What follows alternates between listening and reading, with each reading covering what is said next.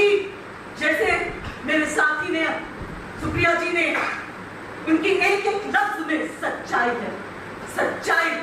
सच्चाई ये है कि जिस तरीके से देश की बेटियों के साथ, देश की गौरव के साथ, और दुख की बात यह है कि जिस इंसान ने एक बार कभी उनको गलती से बेटी पुकारा, कभी जिंदगी में कोई नहीं चाहेगा कि ऐसे लोग किसी को बेटी कह के पुकारे।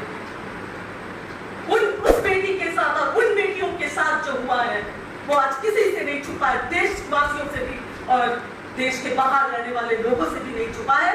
आज का दिन भारतीय इतिहास में महिलाओं के लिए खास करके जिस तरीके से भारत के गौरव को जिन बेटियों ने अपने सीने पे मेडल्स लेके आए, उन बेटियों के सीने पे पुलिस के जूते, उन बेटियों को रगड़ा गया, खींचा गया और उन बेटियों के हाथ में देश का झंडा था। कोई तालिबानी नहीं थे वो लोग। देश के झंडा के साथ आज अपमान हुआ है। बेटियों के हाथ में झंडा था, झंडा तब गिर गया। बेटियों, अगर मैं दिल्ली पुलिस होम मिनिस्टर से पूछना चाहती हूँ, देश के झंडा को ऐसे गिराने का उनका कोई अधिकार नहीं है। सबसे पहले उन सभी पुलिस लोगों पे, सभी पे, और जिन्होंने उनको वहां पे आदेश दिया है उन पे कार्रवाई होनी चाहिए कि देश के झंडा को अपमान सरेआम, जिस दिन नई संसद का उद्घाटन हो रहा हो, देश के बेटियों के साथ साथ देश का झंडे का भी अपमान हुआ है, हमारे तिरंगे का अपमान हुआ है। जिस तिरंगे के लिए देश के लोगों ने, बहुत सारे स्वतंत्र सेनानियों ने आजादी लड़ाई लड़ी है, आज उन सभी की जो खून उन्होंने देश के लिए बहा है, उनका अपमान आज हुआ है।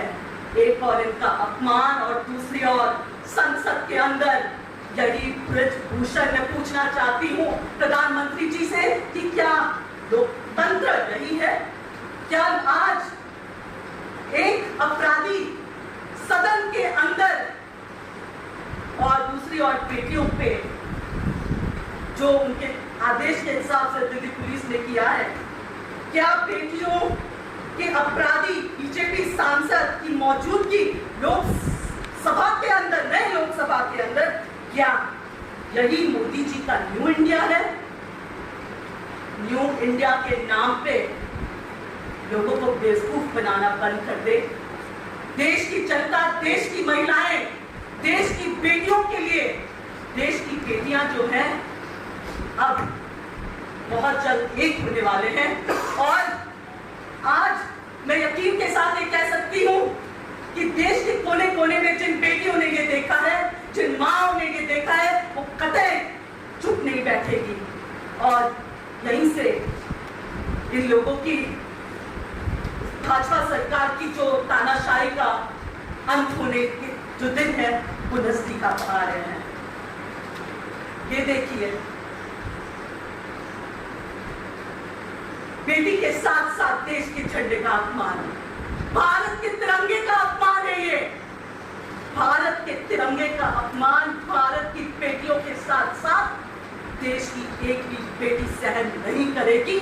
मोदी जी, मोदी सरकार, मैं इस प्रेस वार्ता के माध्यम से देश के कोने कोने में बैठे हुए बेटियां, माताएं और देश की जनता से कहना चाहती हूँ, आज अगर ये बेटियां जो एक वक्त पे, जिनके लिए इसी प्रधानमंत्री जी ने रेड कार्पेट वेलकम किया, आज अगर उनके साथ ये हो सकता है तो आम बेटी के साथ क्या हो सकता है? उठो, जागो, ये वक्त आ गया है। भगवान न करे कल ये हम में से किसी की बेटी हो या हम में से कोई हो, अब वक्त है एक होने का। बहुत धन्यवाद। और मैं आपको दोबारा से दिखा देना चाहती हूँ जो विजुअल्स आपने स्क्रीन पर देखे, जैसा कि नड्डा जी ने कहा, ये संगीता और विनेश फोगट है और ये एक दूसरे को बचा रही है। और तिरंगा जो लेके चल रही थी वो सड़क पर पुलिस की बर्बरता से फेंका गया। ये साक्षी मलिक है जिसके नाम से बड़े बड़े रिंग के अंदर काम जाते हैं, उसको पुलिस ऐसे पकड़ लेगी कि कोई दुर्दांत आतंकवादी। ब्रजेश पुनिया, ये सब वो लोग हैं जिनके साथ मोदी जी ने तमाम वो तस्वीरें खिंचाई। ये वो तस्वीरें हैं, क्योंकि जब तस्वीर खिंचाने का वक्त आता है तो ये मोदी जी तस्वीरें खिंचाने पहुंच जाते हैं। विनेश फोगट और साक्षी मलिक के साथ अपने परिवार की बेटियों के साथ मोदी जी की कुछ तस्वीरें हैं। मुझे नहीं पता कि मोदी जी ने आज के विजुअल्स देखे हैं कि नहीं देखे हैं, लेकिन एक बात ये सच है कि आज जो हुआ है इस देश में, आज जो हुआ है बेटियों के साथ, वो वाकई में एक काला दिन है। और इस बात का साक्षी आज इतिहास रचा गया है, सबसे स्याह इतिहास इन बेटियों के साथ। और इतिहास साक्षी रहेगा कि कैसे एक प्रधानमंत्री अपने आप को सम्राट समझकर अपनी प्रजा को 5 किलो अनाज बांटकर सत्ता के अहंकार में इतना चूर है कि जिस दिन नई संसद का उद्घाटन होता है उस दिन वहां से 1 किलोमीटर की दूरी पर हमारे देश की बेटियों का चीरहरण होता है और सम्राट ने अपनी आंखों पर पट्टी बांधी। कांग्रेस के संगठन महासचिव ने ट्वीट भी किया है कि आज जो उद्घाटन जो हो रहा है संसद का, एक तरीके से वो आरएसएस की वो विचारधारा बताता है कि वो कैसे महिला विरोधी है जो पहलवानों के साथ हुआ, कैसे वो अपर कास्ट माइंडसेट के लोग हैं, बैकवर्ड विरोधी मानसिकता है उनकी। तो क्या आप पार्टी का क्या लाएंगे? क्या ये कट्टरता, महिला विरोध और अपर कास्ट माइंडसेट इसके आधार पर संसद का उद्घाटन हुआ जैसे कि केसरी ने ट्वीट किया? मुझे लगता है आज जो सबसे समर्पित भक्त है वो भी जब इन विजुअल्स को देख रहा है ना, जहां पर देश की बेटियां जमीन पर हैं, जहां पर देश की बेटियों के सीना पर ऊंट और लाठियां बरसाई जा रही हैं, वो भी ये कह रहा है कि ये सरकार महिला विरोधी है। जो संगठन महासचिव कह रहे हैं वो पूरी तरह से सच कह रहे हैं। ये महिला विरोधी है, ये शोषित वंचित समाज के विरोधी है, ये दलित विरोधी है, ये अनुसूचित जनजाति के विरोधी है। अगर नहीं होते तो सवाल वही है, मूल सवाल क्या है? आज कितनी भी कंट्रोवर्सी बनाने की कोशिश करिए, आज मूल सवाल संसद के उद्घाटन का यह है कि संसद के उद्घाटन का हक इस देश की महामहिम राष्ट्रपति को था। वो राष्ट्रपति जो पहली नागरिक है इस देश की, जो सुप्रीम कमांडर ऑफ फोर्सेस है, जो संविधान की अभिभावक है, और ये गर्व की बात है कि वो अनुसूचित जनजाति से आती है। उनको इस हक से वंचित करने का काम जो प्रधानमंत्री कर रहे हैं, अगर ये उनका महिला विरोधी, अगर ये उनका अनुसूचित जनजाति का विरोध, राष्ट्रपति कोविंद को ना बनाना शिलान्यास में दलित विरोधी होना नहीं है तो क्या है? लेकिन आज जो इस देश की बेटियों के साथ इन्होंने कर दिया, वो जो आरएसएस का मूल मंत्र है, जो आरएसएस का महिला विरोधी चेहरा है, जो उनका चाल चलन है, वो साफ तौर से दिखाता है। और इसको कोई भी व्यक्ति किसी भी तरह से जस्टिफाई नहीं कर सकता है। 1 महीने से ऊपर हो गया, शांतिपूर्ण तरीके से ये लड़कियां यहां पर बैठी थी, आज सिर्फ प्रदर्शन करना चाहती थी। क्या ये आतंकवादी है? क्या ये समाज के लिए खतरा है? क्योंकि यही लड़कियां जब सीने पर मेडल लेकर हमारा गर्व से सीना चौड़ा करती है तो लपके हुए प्रधानमंत्री जाके फोटो खिंचाते हैं। कैसे इसको जस्टिफाई किया जा सकता है? कौन इस पर चुप रह सकता है? कांग्रेस आज इसके जैसे 2024 के इलेक्शन के लिए जो अपोजिशन पार्टी है वो एक काम बंद हो चुकी है, क्या इस मामले पर कांग्रेस करेगी जो बाकी अपोजिशन पार्टियां? मैं इसका जवाब एक औरत होने के लिए दूंगी, मैं इसका जवाब कांग्रेस की प्रवक्ताओं को नहीं दूंगी। इसको राजनीति से मत जोड़िए, आपसे मेरा हाथ जोड़कर निवेदन है, मैं बिना लगोला आपसे कह रही हूं, इसको प्लीज राजनीति से मत जोड़िए। जो आपने देखा और जो हम दिखा रहे हैं, ये राजनीति से बहुत ऊपर है। ये इस देश की आधी आबादी की अस्मिता का सवाल है।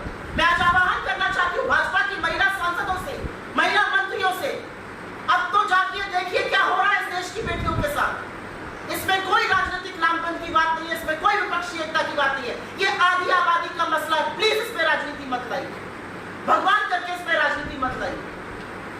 ऐसा करके आप इन बेटियों का जो मान सम्मान है उसको अपने पैरों के तले रोंद रहे हैं। गलत कर रहे हैं आप, मत करिए ये काम। क्या ये भी बताता है कि विरोध की भी अब कोई जगह नहीं है, विरोध की ये लोग करें पिछले 1 महीने से? मैं भी नेता जी को भी इस पर बोलने के लिए रिक्वेस्ट करती हूँ। एक लोकतंत्र का मंदिर कहा जाता है संसद, उस इमारत का उद्घाटन हुआ, एक राज तिलक हुआ, विपक्ष कहाँ था, राष्ट्रपति कहाँ थे? अनुच्छेद 79 क्या कहता है? देश का संसद क्या है? राष्ट्रपति, काउंसिल ऑफ स्टेट, राज्यसभा और लोकसभा। अनुच्छेद 85 को ये सारे राइट्स देता है कि वो प्रोरोग करती है, वो देश की प्रथम नागरिक है, उनको उनके हक से वंचित रखा जा रहा है। और फिर जहां पर वो प्रोटेस्ट कर रही थी लड़कियां, और नेता जी इसके बारे में आपको ज्यादा बताइए, उनका सारा सामान फेंक दिया जाता है, उनको डिटेन कर दिया जाता है। आपके खिलाफ मैं कह तो रही हूँ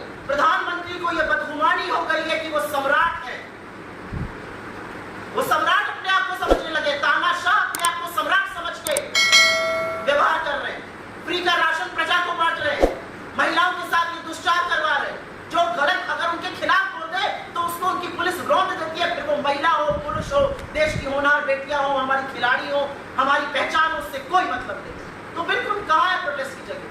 क्या है उस लोकतंत्र के मंदिर की आत्मा जहां पर समूचा विपक्ष नहीं था?